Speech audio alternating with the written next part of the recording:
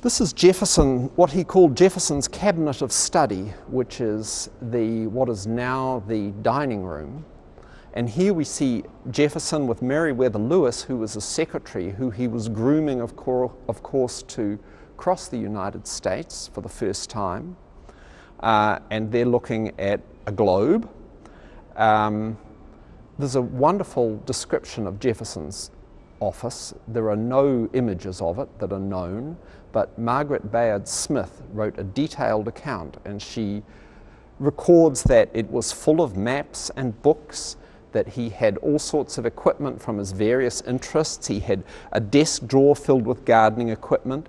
He had various plants growing in the window bays. He had scientific instruments, theodolites, optical instruments. This is a viewer, kind of like a three-dimensional viewer. Maps, or print of Niagara Falls, which was kind of, Niagara Falls kind of meant the United States at that period. That was a very common thing for houses to have prints of Niagara Falls, kind of like the Statue of Liberty perhaps would be now.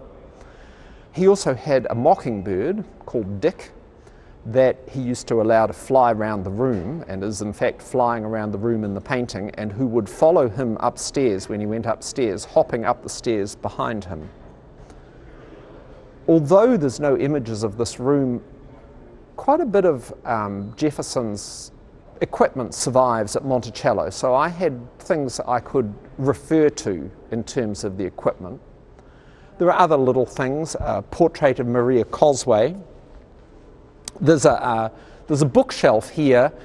I had a fireplace there. I misunderstood a historic account and was informed fairly recently that in fact there was only one fireplace in the room at this stage, although there were two later.